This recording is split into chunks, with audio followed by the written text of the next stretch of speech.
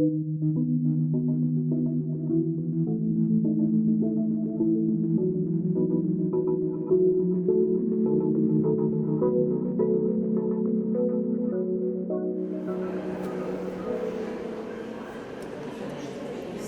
welcome again, and a bit about me. My name is Ан Пэнхюзен, Belgian name.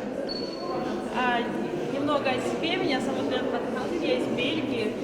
But I live in Berlin. Живу в Берлине. You know, the place to be for art, no? Сейчас это такое основное место, где все происходит, связанное с искусством. We like to think so. И, во всяком случае, нам так хочется думать. And I'm an art critic. I love to think. A dangerous activity, as you know. Я арт-критик, люблю размышлять, довольно опасное дело в сегодняшнем мире. And I'm also a curator. И выступаю куратором. Doing many things, you know, freelancing in Berlin. Работаю сразу над множеством проектов, как фрилансер в Берлине. And it's a pleasure today to talk about Rozmari Trokell, a German artist. С удовольствием сегодня расскажу вам о немецкой художнице Розмари Трокель. And as I'm a huge pop art fan, I always like to emphasize, first of all, the pop character of Rozmari Trokell. Поскольку я сама большая поклонница поп-арта, мне очень нравится рассказывать об этой черте ее искусства. Which is rare in Germany, you know, to use humor and to use to look also at the surface of culture. Для Германии это редкость, такой юмористичный подход, поверхностный подход к искусству. You know Joseph Beuys, quite deep and serious. Наверняка вы знаете Йозефа Бойса, который глубокий, глубокомысленный. But look at that painting machine here. Ну вот посмотрите на эту рисующую машину. It reminds me of Andy Warhol's painting by numbers. Напоминает работу Энди Уорхола, где он рисует цифрами. You know that as a kid, no? That you can color in the paintings. Когда можно зарисовывать такие по циферкам, создается картина. So nowadays everyone can paint, no? Everyone can be a painter. Основной посыл, что любой может стать художником. So also with this is a machine to make paintings. И здесь то же самое, машина, которая творит. And you can see a little video there on the left side, how it works. И там небольшое видео, где показано, как это работает. It's actually like a car wash. Немножко это напоминает то, что происходит в автомойке. So you put the canvases through it. Холсты прокатываются через машину. And the machine paints. И машина рисует. Yes, yet there's a little twist in this one. Здесь немножко все с подвохом. It was only used once. Эта машина запускалась и использовалась единожды. And let's have a so those canvases are made of it. 9, I think. 1, 2, 3, 4, 5, 6, 7, yeah.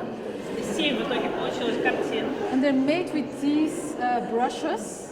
Вот эти вот кисточки особенные. And if you go closer, if you look at the brushes, Если приглядитесь к кисточкам, видите, что они сделаны. there are names written on it. So if you look closely, there are names written on it. Там прописаны имена художников, которые свои работы предоставили для них.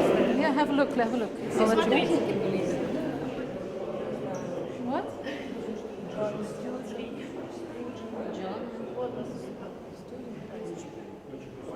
Anyone? I'm afraid you can't touch. That's the problem with it, no? With art in a museum. But I'll tell you some of the names that are written on it. Like, for instance, Jenny Holzer, American artist. Barbara Kruger. Martin Kippenberger, German artist. Мартин Киппенберг тоже немецкий художник. Georg Baselitz, famous German painter. Известный немецкий художник. So these were kind of colleagues and friends of Rozmaри Trokell in the 80s, 90s. Это все были друзья и коллеги Розмари Трокель в 80-х, 90-х годах. It's an early work of her, it's 1990. Это одна из ее ранних работ 90-х годов. So she asked those colleagues and friends to donate, to be an individual individual donor of their hair. Она попросила своих коллег-друзей выступить донорами волос. And she made the brushes with it. So, И из волос сделала кисточки. so the machine has some individual touch. Здесь индивидуальный вклад, можно сказать, каждого из художников. So what does it mean when you a hair lock? What could be the symbolism? Why did she ask a hair lock of quite famous artists back then? Какой может быть здесь заложен символизм? Что может означать вот эти вот донорские локоны ее друзей-художников? Maybe Сотрудничество. cooperation. Like a collective work of Kind of art. sacrifice. Sacrifice. Sometimes Жертва. you might have already done it in private life. Give it to your loved one. Может быть, вы уже в личной жизни что-нибудь такое делали, локон своих волос, дарили любимому человеку, например. It's a very dramatic gesture, no? Очень драматичный жест. I guess it's not done anymore in the 21st century. Возможно, это уже довольно старомодно. В 20 веке, так и в 21 никто так уже не делает. But it's also a sign of eternity. Но это еще и символ вечности, Hair doesn't decompose, поскольку волосы не разлагаются, just like nails, another thing. как ногти. So with hair, it's also a moment of eternity, no? То есть это такой частичка вечности. And to be a painter, to have eternal fame, to get to that level, И все художники стремятся к вечному признанию. so it's also kind of a joke with the art system. Опять же, она так заигрывает со всем художественным миром. So to use the machine, to use the hair, and Использование машины, использование волос. and it says also a bit about the environment of Rozmari Trokele in the 80s, 90s. Немножко также вам рассказывает о контексте, в котором творила Розмари в 80-е, 90-е годы. She started to make a career, international career, around 85, Ее международная карьера стартовала где-то в 85 году. and she's often seen as the only German women artist who made an international career in the 80s. И очень часто ее знают как единственную художницу-женщину немецкую, у которой карьера в 80-е годы состоялась. And Cologne was not a bad place to do so. Она начинала работать в Кёльне, и там вполне благоприятно все складывалось. It was not like West Berlin, it was more punk and outsider art. В отличие от западного Берлина, там атмосфера была такая более панковская. У нас где творили аутсайдеры. There's Art Cologne, there still is, the big art fair. Знаменитая выставка Ан Пэнхюзен до сих пор проводится. And famous artists like Sigmar Polke, Martin Kippenberger, Eulen Полка, Мартин Сиппельберг, художники до сих пор очень известны. were there, but it was also a very male environment. И на тот момент был пик их карьеры, но в основном это были мужчины. But one of her fellow students at the art school in Cologne was Monika Sprut. Моника Шпрют, ее сокурсница по художественной школе, тоже на тот момент жила в Кёльне. Who discovered she wasn't a great artist, so she started the gallery. И очень быстро поняла, что художница из нее не очень хорошая выходит, и открыла собственную галерею. And that was a big help for Rozmaри Trokele. И для Розмари Трокель это была огромная поддержка. Monika Sprut started to represent artists like American artists also, like Barbara Kruger and Jenny Holzer. Барбара Кругер, Дженни Олсен, американские художницы, которых тоже стала поддерживать Моника Шпрют. And even to such an she supported Rozmari Trokele to such an extent, she sometimes went even out instead of her to socialize. Rozmari Trokele had agoraphobia and didn't like to go out. У Розмари Трокель была агорафобия, она не любила тусоваться, не любила увидеть свет, и Моника настолько готова была ее поддерживать, что иногда она вместо нее выходила и участвовала в общественной жизни. So she's not a public figure at all. In her life, she gave only 2 interviews, and that was with friends. Розмари была несколько затворница, она не любила общаться с внешним миром, и за свою жизнь она дала всего 2 интервью, и то друзьям. Still, she made a career, also without the social part of it, and we will see in this tour also how that came about. Но даже не будучи светской лиц, ей удалось выстроить международную карьеру. И мы посмотрим, как это все сложилось в ходе выставки. So let's have a look from far to that other installation piece. Отсюда издалека еще один объект, еще одна инсталляция. It looks quite like minimal art, no? Похоже на минимализм, минималистическое искусство. So let's go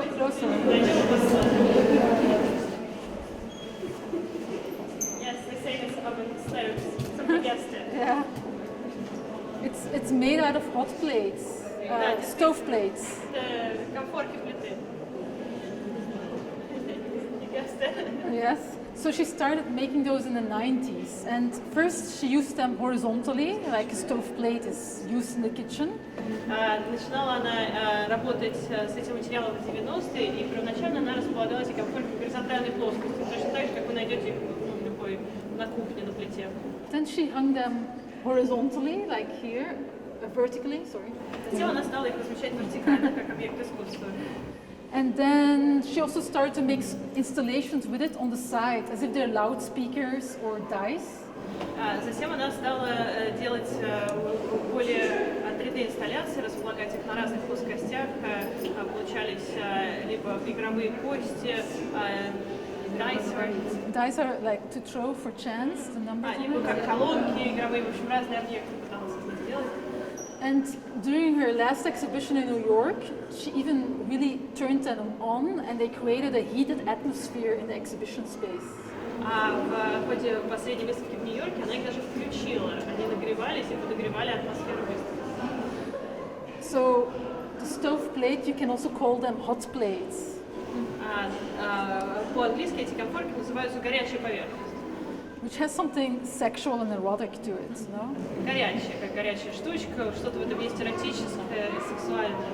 So minimal art and erotics Минимализм и эротика. kind of doesn't fit together, does Это it? не сочетающиеся элементы. So minimalism, an art movement that came about in the 1960s, Минимализм – это направление искусства, которое сформировалось в 60-х годах. with names such as Karel André, Sol Lewis. Карл Андре, Сол Луис.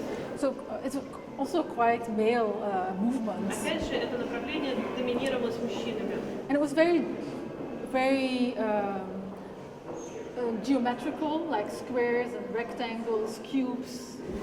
И в основном это было что-то геометрическое. Кубы, квадраты, Industrial materials использовались индустриальные, промышленные материалы. and no narrative. И не предполагалось никакого нарратива, никакого сюжета.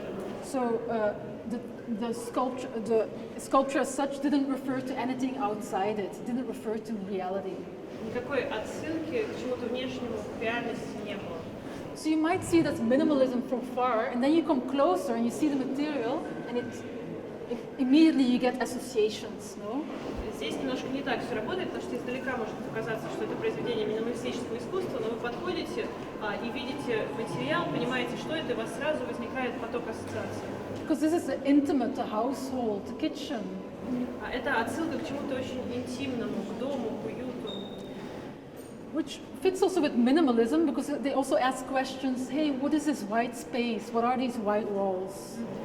И в этом смысле это заигрывание с минимализмом, который тоже задавался вопросом, в чем смысл окружающего белого пространства. And what is allowed inside here? И что вообще, чему дозволено выставляться в этом пространстве. So she plays with minimalism, but yeah, she kind of subverts it also at the same time. Она заигрывает с минимализмом и одновременно с ним спорит. For me, it always reminds me of Marcel Duchamp and his fountain. Для меня это отсылка к фонтану Марселя Дюшампа. Something out of the bathroom, but very male connotated.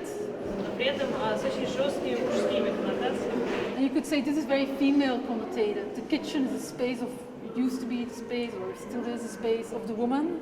А здесь скорее отсылка к пространству женского, кухни, которое исторически, но может быть до сих пор является в основном женским пространством.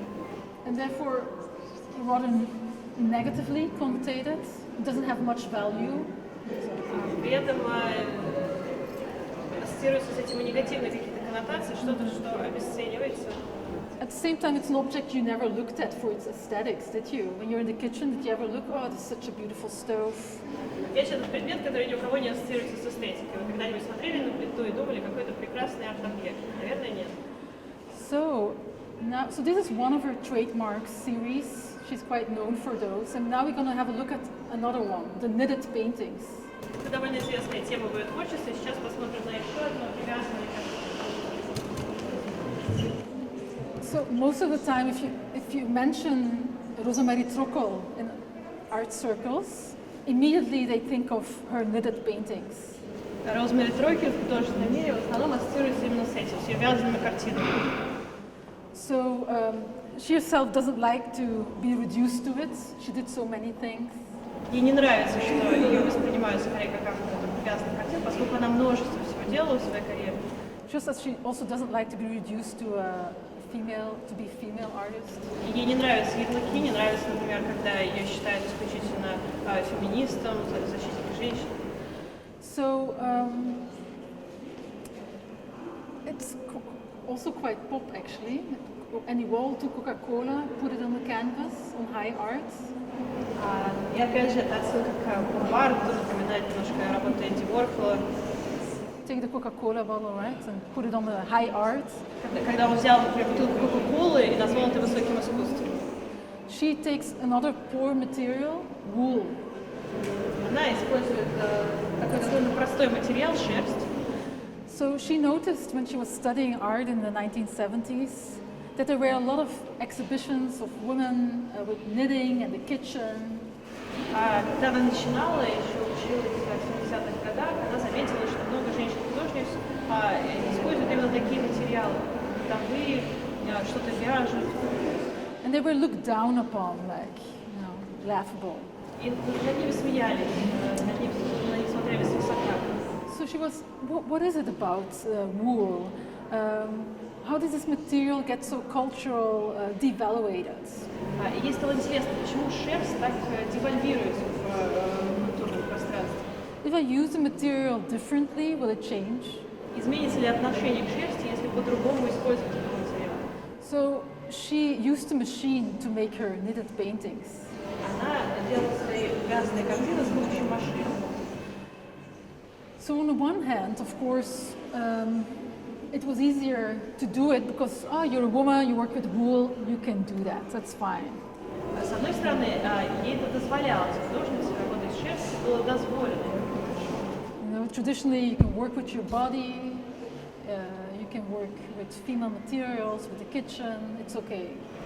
Так же, как женщинам дозволялось работать собственным телом, с какими-то женскими материалами, вот шерсть попадала под эту дозволенную категорию. But like with the stove plates, she adds a little subversion in it. Но как и с кухонными плитками, она по-своему к этому подходит. So to not handicraft, it's not handcraft, but to use a machine to make those. Она закладывает что-то свое. Например, она вяжет не руками, а использует машину.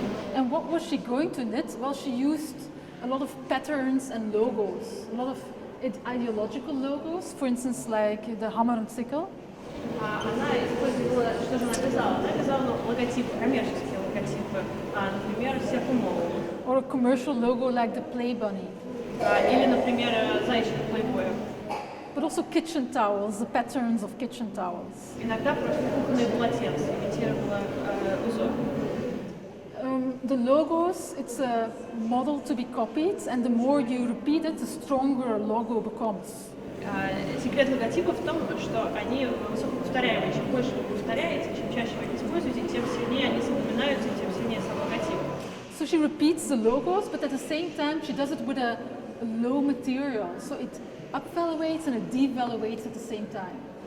И что она делает? Она повторяет этот логотип, но использует такой презираемый бытовой материал. То есть одновременно она и возвышает, и опускает логотип. But this is not a logo, as you can see, it's a Rorschach model. Здесь вы видите, это не логотип, это Рошаль. Hermann Rorschach, he was a Swiss psychologist. Швейцарский психолог, who invented this in 1921 который в 21 году изобрел этот метод. as a kind of method of therapy, but it became very popular in the 1960s. Этот метод психологической терапии, который стал очень популярным в 60-е годы. Here you can see only half of it, so you can't even read it. Здесь только половина рисунка представлена, так что даже считать его невозможно. Which is typical of Rozmari Trokell. She doesn't like you to read something immediately. И это очень характерно для Розмари Трокель. Ей не нравится, когда сразу понятно, что она хотела сказать. You probably know this game as a kid. You did it in paper, some paint, you fold it, you open it again, and some butterfly or something comes about. No, that's a Rorschach. Возможно, вы так развлекались в детстве, когда складываешь бумагу пополам, рисуешь что-то на одной половинке, потом раскрываешь, и получается полная картина. Вот в этом суть. And in therapy, was then used, what do you see in that image, in that blur? And what you see in it reveals a lot about your mental states.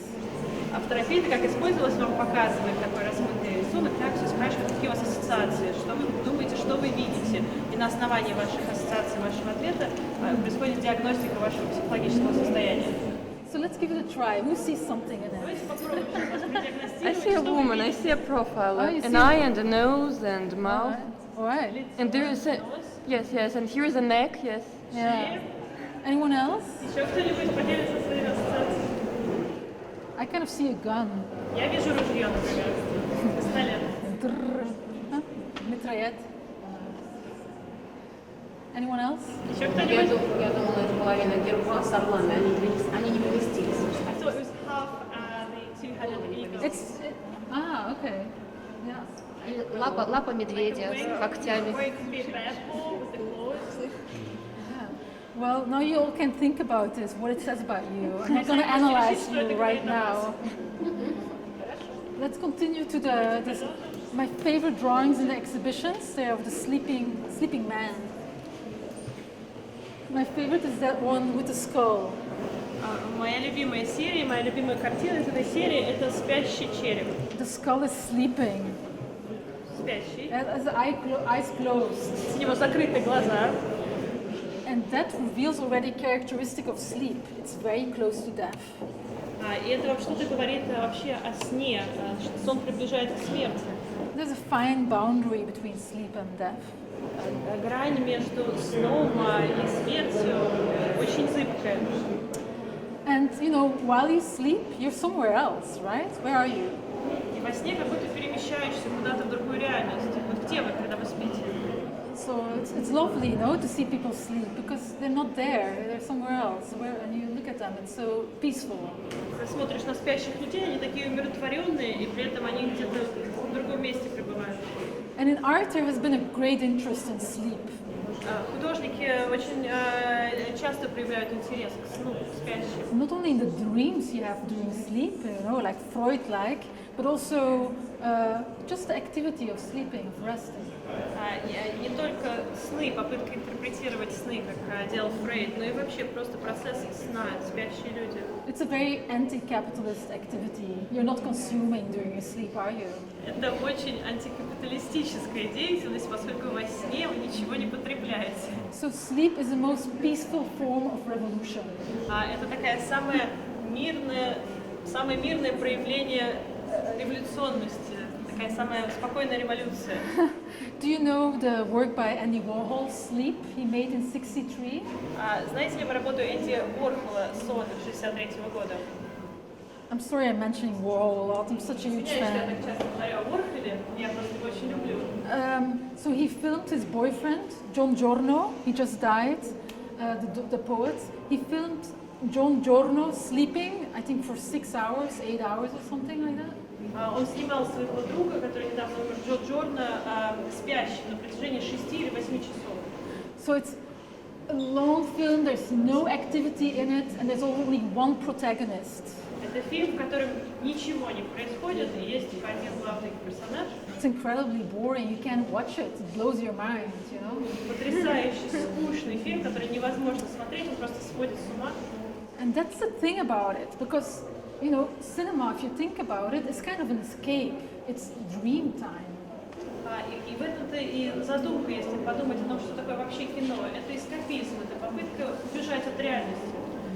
So in the 1920s, it came about, the workers went to work during the day, to the factory and so on, and the offices. And in the evening, capitalists sent them to the cinema.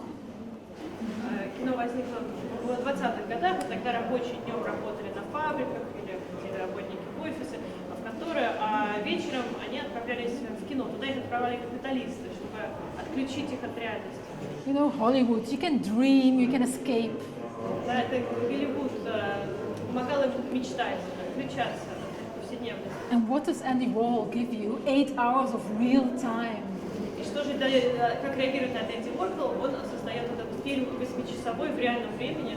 So you start to reflect upon yourself. What am I doing? Why am I doing it? What is this? You know, oh, dangerous. You start. Побуждаю вас задуматься, что вы, кто вы, зачем вы это смотрите, зачем вы здесь, эти опасные вопросы начинают роиться. And also, Rozmaри Trokell has been very fascinated by sleep.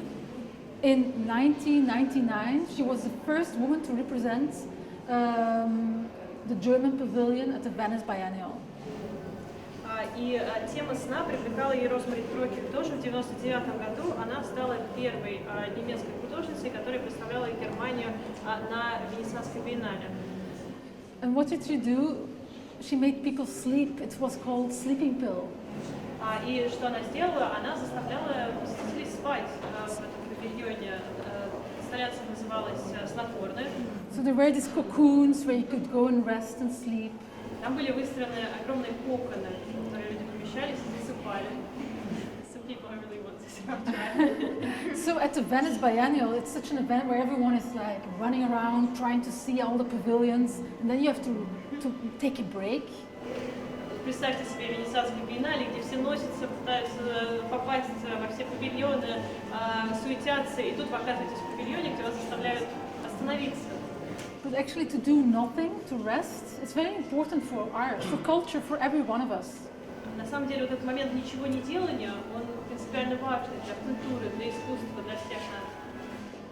Because I bet you wake up at night sometimes, you have a great idea, you write it down next to you, no? Because I can't forget this idea. Also doing nothing, no? Going with friends for coffee and walking, and then you get ideas.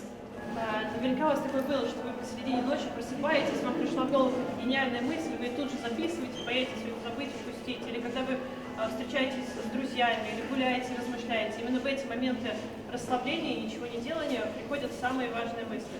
So, Paula Vaak, the son-in-law of Karl Marx, he wrote in 1883 a manifesto against Karl Marx, the right to be lazy. Муж дочки Карла Маркса написал манифест против капитализма, который он назвал «Право на лень». And he said also the worker has a right for his or her own culture. Он говорил о том, что у любого рабочего есть право на свою собственную культуру. And only in doing nothing, ideas come, culture exists. Он говорил о том, что культура возникает только в процессе ничего не делания. So he pleaded for the 3-hour working day. И он выступал за 3-часовой рабочий день. We've come now to the 21st century, work 24 hours 7, no? Представьте, что произошло дальше, 21 век, такое ощущение, что мы работаем 24 часа в сутки. But have a look at those drawings. There are only men sleeping here. Если посмотреть на эти картины, спящими изображаются только мужчины. That might strike you as unusual to see men in a horizontal position in art. И, возможно, это довольно необычно вам покажется. Мужчины в горизонтальном положении, представленные в искусстве. Because mostly in art history, it's the woman lying, preferably naked, on the sofa, being amused. Обычно в истории искусства именно женщина, желательно нагая, возлежит на какой-нибудь кушетке, выступая музой для художника-мужчины. If the man is doing nothing, it's like the thinker of Rodin, no? It's sitting like this. Если же мужчина ничего не делает, это обязательно мыслитель Родена. And even then, the thinker of Rodin is very muscular. It promises activity. И даже если вы вспомните скульптуру Родена, у него мышцы все напряжены у мыслителя, он готов ринуться в действие. Yeah. So another use for the stove plates I didn't tell you about. In the 90s, she starts also to make videos. Еще одно использование плиты в 90-е, она начинает делать видео. There are a few other ones there in the room. She made a lot of videos with friends, just having fun and fooling around. Они очень много дурака валяли с друзьями и очень много видео сняли. Может, есть еще примеры? So why is she putting an egg? And she calls it egg trying to get warm. Пытающееся согреться яйцо, она это так называла. В чем суть этой инсталляции? Use your imagination. What could that be? Пытайтесь поинтерпретировать. Что вы думаете, она хотела этим сказать? An egg, what is it a symbol of? An egg? Яйцо – это символ чего? Birth. Жизни. Life. Что-то должно something has to hatch out. Then you need to warm it up for new Yeah, life to appear. potential, no, there's Потенциальная life. жизнь. Easter in Christianity is something Возможно, that's это как бы new. с Пасхой The связано. egg, the Easter egg. Пасхальные яйца. Right. It's also an interesting material, right? It has a hard shell, a soft interior. Интересный материал, твердая скорлупа, мягкая сердцевина. And it's quite also, you could see it sexually also. Здесь могут быть и сексуальные коннотации. So this egg losing its form on that hot plate and getting hot and trying to get hot. Теряющее форму яйцо, которое постепенно разогревается на этой плите. So erotic power as a woman, a long time suppressed. You will also see, for instance, a video with Courbet, Gustave Courbet's origin of the world. На протяжении многих веков подавляющейся эротической силы женщин. Возможно, это также отсылка к Курбе о происхождении мира. You know the original painting of Gustave Courbet where the woman is spreading out her legs? Помните эту картину Густава Курбе, женщина с раздвинутыми ногами? Well, she puts a spider on it, Она on the vagina. Let's name it, no?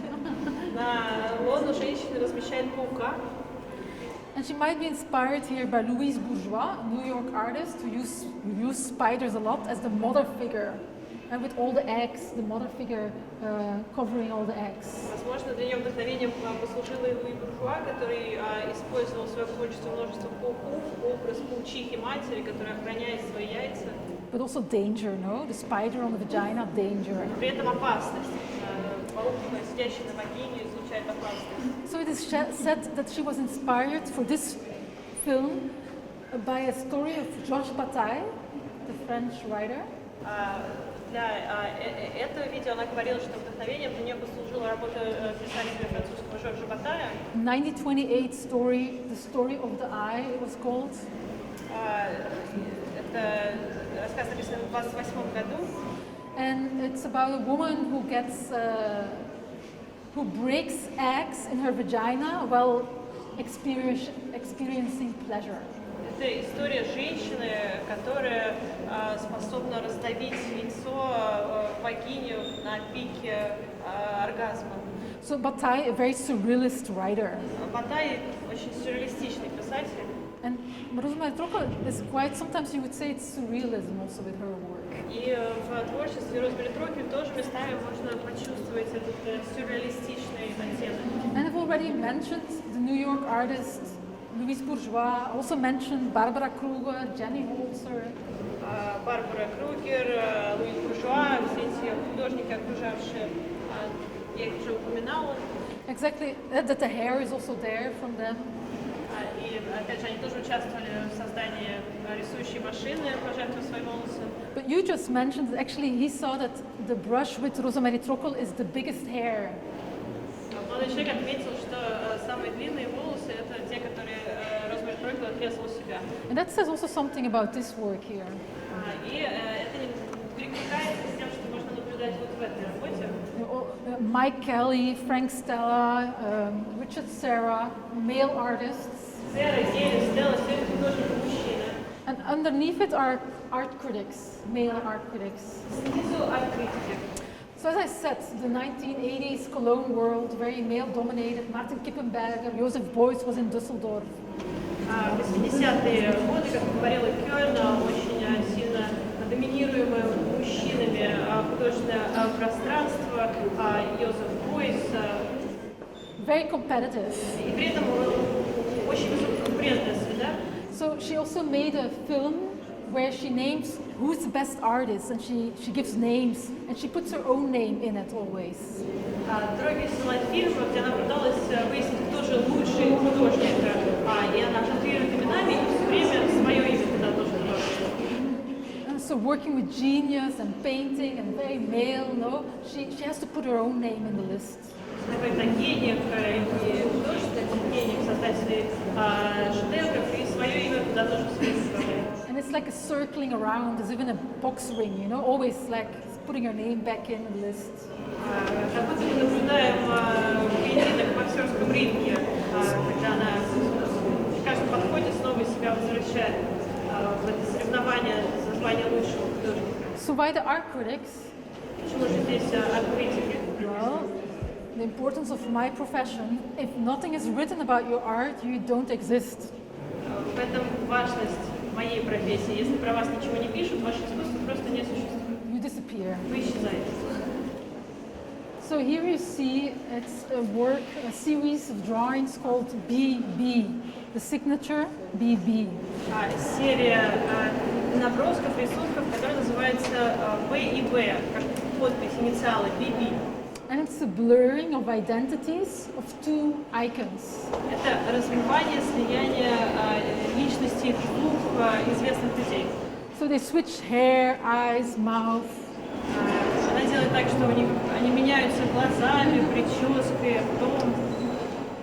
Do you recognize them? Можете узнать, что это за Who could be BB? человека? BB. Каждого из них инициалы BB. Кто это? 1993. 93-й год.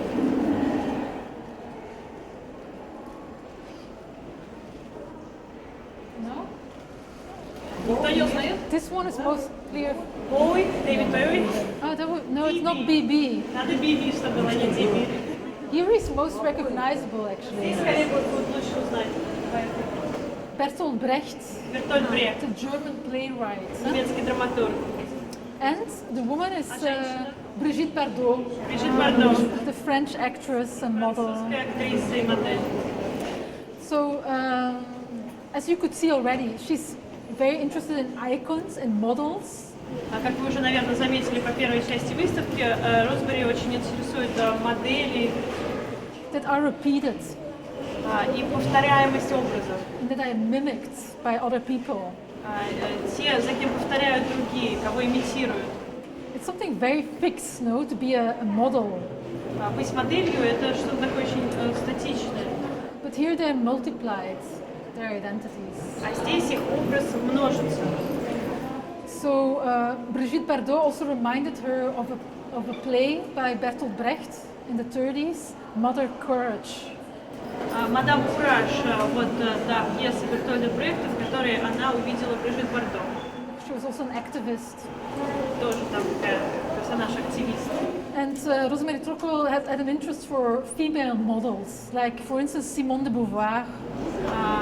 Розмари Трокель очень интересовали женщины-модели, например, Симона де Бувуар, Who wrote in 1949 La Deuxième Sexe, The Second Sex.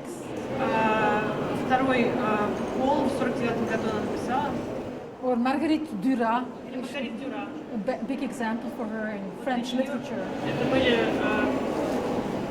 те люди, на которых она смотрела с уважением, представители французской литературы, например. So what is interesting here, if you look close to it, the dates are very different. 1978, even 1996. So Rozmarie Trokell with her drawings, in a later date, she likes to compose, to put things together that originally didn't belong together, and very associative. So it's not clear why did she do it, or what is the general topic. Here, maybe you could say it's hair. You see people only from the back. Если приглядеться, тут совсем разные даты создания этих рисунков. 96-й, 78-й, 66-й. Она их комбинирует уже постфактум. Они не предназначались быть такой серией. Очень сложно иногда понять, что же их объединяет.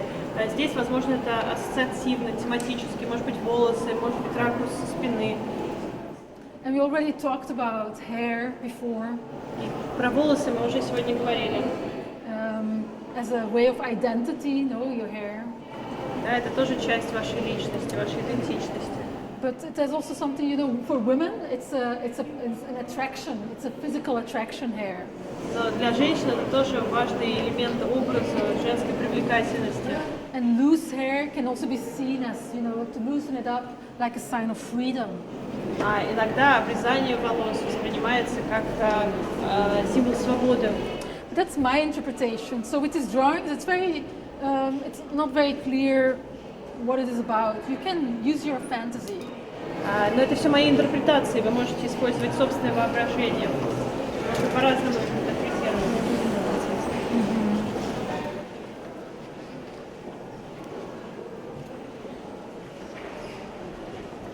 For instance, here in this both series, we see a woman combined with the paintings.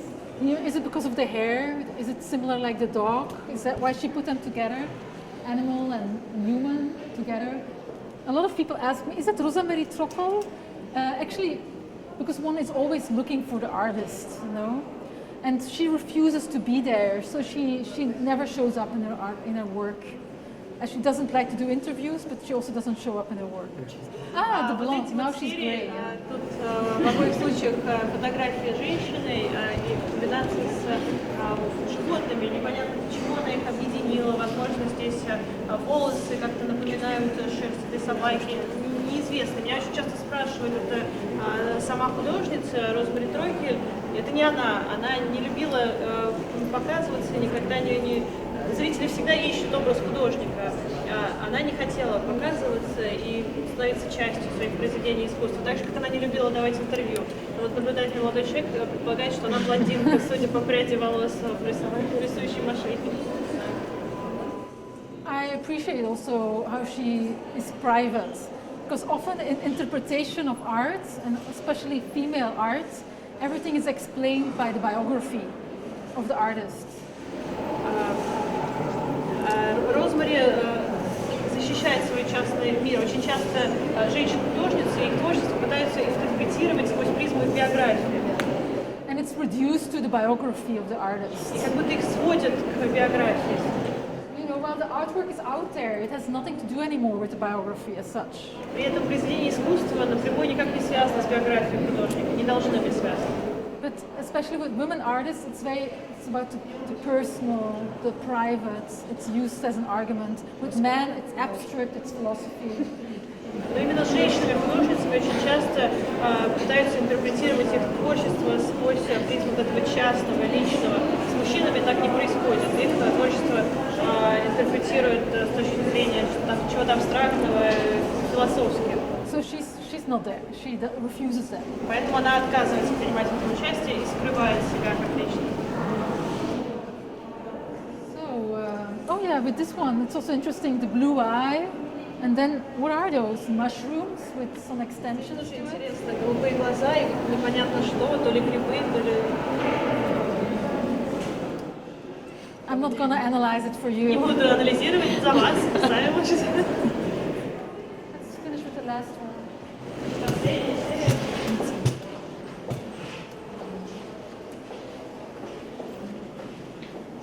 So you see in Rozmari Trokell's work, although it's so diverse and so many media and materials, there's some consistency nevertheless, and things that show up again and again. Like here, for instance, again, the blurry, only the half identity, not the nose, the extensions. Несмотря на то, что у Розмари Трокель очень разнообразное творчество, она использует разные материалы и разные темы, какие-то общие вещи возникают снова и снова, какие-то элементы, например, вот эти вот размытые границы или вот эти вот отростки. And the exhibition has especially work from the 80s, 85, she started her career, 90s, but she's still working nowadays, so she's still active. She lives in Berlin now. Начала она карьеру свою в 50-х годах, в 85-м. Она продолжает творить, продолжает работать, сейчас живет в Берлине. And when she had a retrospective a few years ago, what did she show? Not only Tilda, the orangutan, the ape. Несколько лет назад у нее состоялась ретроспектива, и она показывала, что она там показывала, не только картины Тильды Орангутан. But she also stacked all her knitted paintings, her trademark. Она взяла то, за счет чего ее знают лучше всего, эти вязаные картины, составила из них стопку. And she put a crab on it, a stuffed crab. А сверху разместила чучело краба. So it's good to see that she hasn't lost her humor in the art world, right, after all these years. И очень здорово, что она не растеряла свой юмор за много лет существования в художественной среде. And I hope also you don't. Я надеюсь, вы тоже. And this exhibition inspires you. So I'll be around. Feel free to ask questions if you Если у вас есть вопросы, можете в частном порядке их задавать. And thank you very much for listening. And Спасибо большое. thank you very much for your translation. Thank you.